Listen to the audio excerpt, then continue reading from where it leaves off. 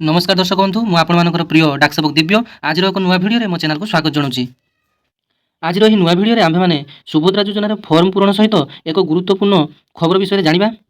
ओडिशार जो महिला माने बर्तमान सुभद्रा योजनार एप्लाय करुँच तो आज आमर एप्लाय स्टार्ट हो जाए। तो प्रत्येक अंगनवाड़ी केन्द्र जनसेवा केन्द्र में आपण मानकर ब्लॉक ऑफिस एवं प्रत्येक सहरांचल पौरांचल आपण मानकर यही फर्मटी उपलब्ध हो सारी।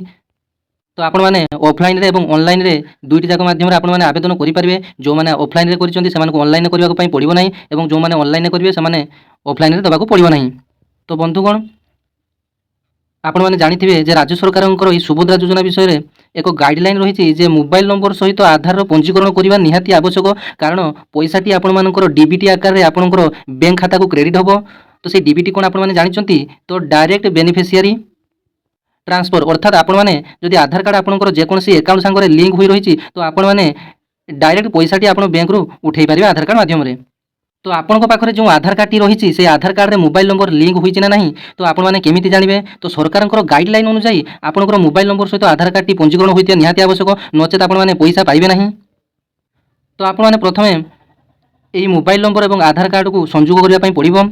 तो ये आधार और मोबाइल नंबर संयोगकरण आपण मैंने निकटस्थ पोस्ट ऑफिस रे मात्र 50 टंकार आपण मैंने निजर आधार कार्ड टी नहीं जाए और जो मोबाइल नंबर पंजीकृत करने को चाहते से मोबाइल नंबर टी नहीं जाए और जो व्यक्ति करने चाहते से व्यक्ति निजे जीवे कारण फिंगरप्रिंट दे से मोबाइल नंबर टी संयोग करेंगे। तेणु आपण मैंने जल्दी मोबाइल नंबर सहित आधार कार्ड संयोगीकरण करनी पाख पोस्ट ऑफिस नचेत आपण पाखे जो जनसेवा केन्द्र अच्छी नचेत आपंकर जो आधार सेवा केन्द्र अच्छी तो पोस्ट ऑफिस रे आपण मैंने मात्र 50 टंका सेवाटी पाइपर।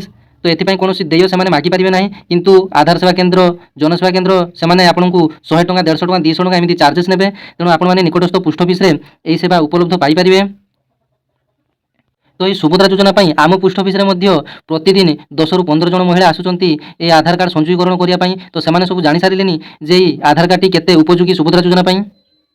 तो जो मान मनरे भी डाउट अच्छी जे आधार कार्ड रे आपनकर मोबाइल नंबर टी संयोग होइछि ना नहीं तो सेमाने मध्य चेक करि पारे आपनको निकटस्थ पोस्ट ऑफिस किबा जनसेवा केन्द्र जाई। तो आपण माने जदि मोबाइल नंबर टी चेंज करूछंती किबा अन्य जेकोसी मोबाइल नंबर टी ऐड करूछंती तो आपण माने 50 टंका देय देई आपण माने करि पारिबे। एटा आपनकर सरकारी चार्जेस। तो एथि पई पोस्ट ऑफिस रो कोनोसी कर्मचारी आपनको अधिक फी मागी पारिबे नहीं।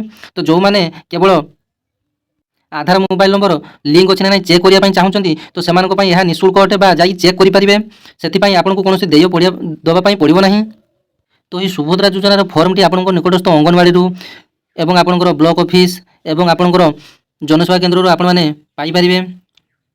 तो ये सुभद्रा योजनार फर्म पूरण केमिति हम ता आपण मानकर अंगनवाड़ी कर्मी मानक प्रत्येक जिलार अंगनवाड़ी कर्मी मानक सरकार ट्रेनिंग दे सारी।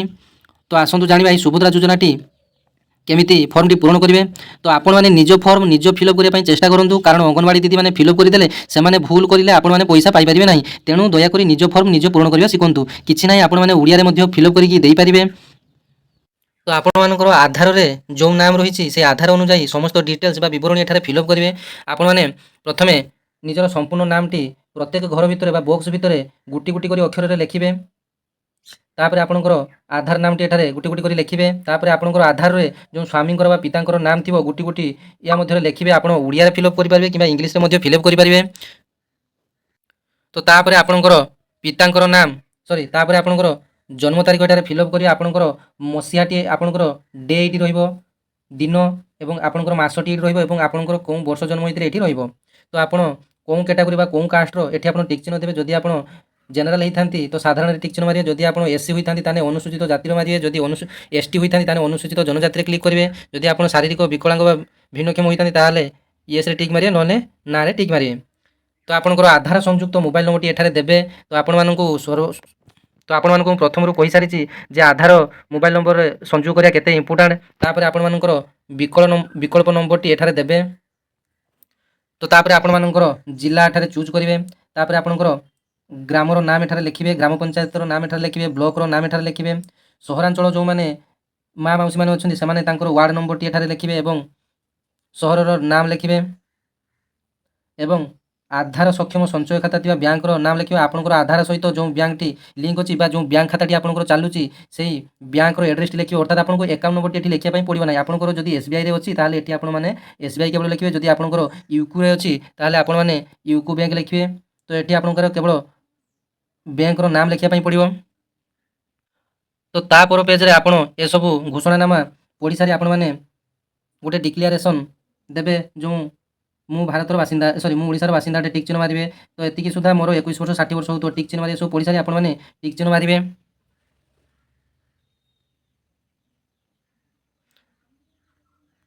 ତାପରେ ଆପଣମାନଙ୍କର ଯେଉଁ ମହିଳାମାନେ ଆବେଦନ କରୁଛନ୍ତି ତାଙ୍କର ଦସ୍ତଖତ ଏଠାରେ ରହିବ ଏବଂ ଯେଉଁ ଦିନ ସେମାନେ ଆପ୍ଲାଏ କଲେ ତାର ତାରିଖ ଏଇଠି ରହିବ।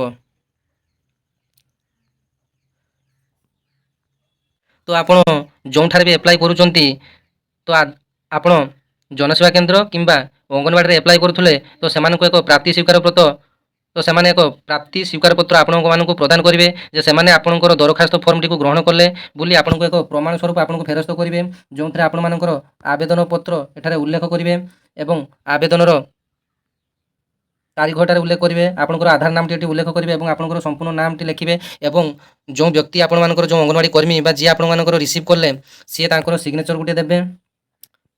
ତ ଆପଣମାନଙ୍କର ଯଦି କିଛି ବି এই ସୁଭଦ୍ରା ଯୋଜନା ବିଷୟରେ ଡାଉଟ୍ ଥାଏ ଆପଣମାନେ ଏଇ 14678 ନମ୍ବରରେ ଆପଣମାନେ କଣ୍ଟାକ୍ଟ କରି ଡିଟେଲ୍ସ ଜାଣିପାରିବେ।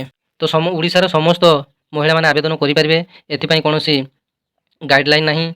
ଯେଉଁ 1500 ଟଙ୍କା ପାଉଥିବା ଏବଂ ବର୍ଷକୁ 18,000 ଟଙ୍କା ପାଉଥିବା ଯେଉଁ ଗାଇଡ଼ଲାଇନ୍ଟି ଥିଲା ତ ସରକାର ଉଠାଇ ଦେଇଛନ୍ତି। ତ ବର୍ତ୍ତମାନ ସମସ୍ତ ମହିଳାମାନେ ଆବେଦନ କରିପାରିବେ, କିନ୍ତୁ ଯେଉଁମାନେ ସରକାରୀ ଚାକିରିଆ କିମ୍ବା ବାର୍ଷିକ 6 ଲକ୍ଷରୁ ଅଧିକ ଇନକମ୍ କରୁଥିବେ କିମ୍ବା ସରକାରଙ୍କୁ ଆୟକର ପ୍ରଦାନ କରୁଥିବେ ତ ସେମାନେ ଇଲିଜିବଲ୍ ନୁହନ୍ତି ଏବଂ ଯେଉଁମାନଙ୍କର ସ୍ୱାମୀ ଚାକିରିଆ ଯେଉଁ ମହିଳାମାନେ ତ ସେମାନେ ମଧ୍ୟ ଆବେଦନ କରିପାରିବେ। ତ ଏଥିପାଇଁ କୌଣସି ଇନକମ୍ ସାର୍ଟିଫିକେଟ୍ କାଷ୍ଟ ସାର୍ଟିଫିକେଟ୍ ଆପଣଙ୍କର କିଛି ଆବଶ୍ୟକ ନାହିଁ, କେବଳ ଆଧାର କାର୍ଡ଼ରେ ଆପଣମାନେ ଆପ୍ଲାଏ କରିବେ। ତ ଆଜିଠୁ ଆପ୍ଲାଏ ଷ୍ଟାର୍ଟ ହୋଇଯାଇଛି। ତ ଆପଣମାନେ ନିକଟସ୍ଥ ଅଙ୍ଗନବାଡ଼ି କେନ୍ଦ୍ରରେ ଅଙ୍ଗନବାଡ଼ି ଦିଦିଙ୍କୁ ଦେଖା କରି କେବଳ ଆଧାର କାର୍ଡ଼ ମୋବାଇଲ ନମ୍ବରଟି ନେଇଯିବେ। ତ ଆପଣମାନେ ଫର୍ମ ପୂରଣ କରି ନିଜର ପ୍ରାପ୍ତି ସ୍ୱୀକାର ପତ୍ରଟି ଗ୍ରହଣ କରି ଏହି ସୁଭଦ୍ରା ଯୋଜନାର ଲାଭ ଉଠାଇ ପାରିବେ। ଧନ୍ୟବାଦ। ଜୟ ଜଗନ୍ନାଥ।